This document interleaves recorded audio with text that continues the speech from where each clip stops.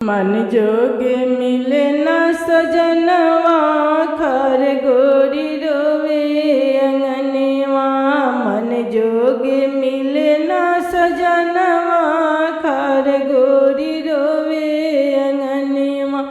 काहो कहीं सखी ब्रह्मा विष्णु से, काहो कहीं सखी ब्रह्मा विष्णु से, लिख दियल हमरो करमवा खर गोरी रोए अंगनवा। मन जोगे मिले न सजनवा खर गोरी रोवे अंगनवा।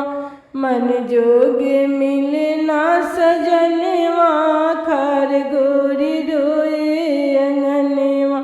काहो कहीं सखी माई बाप के, काहो कहीं सखी अपना माई बाप के, दे दिहल हमरो जनमवा।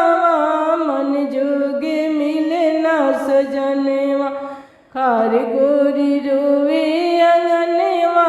मन जोगे मिले न सजनवा खर गोरी रोवे अंगनवा। मन जोगे मिले न सजनवा।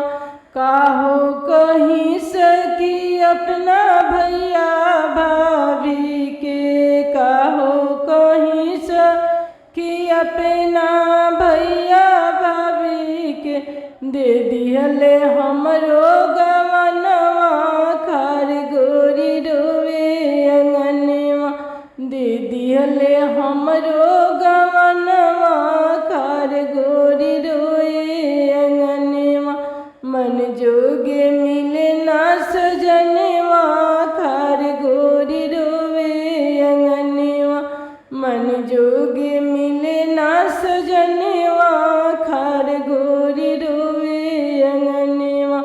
काहो कहीं सखी सास ससुर के, काहो कहीं सखी सास ससुर के, क दिहल बेटा के बियाहवा खर गोरी रोवे अंगनवा। क दिहल बेटा के बियाहवा खर गोरी रोवे अंगनवा। मन जोगे मिले न सजनवा खर गोरी रोवे अंगनवा। मन जोगे मिले न सजनवा खर गोरी रोवे अंगनवा।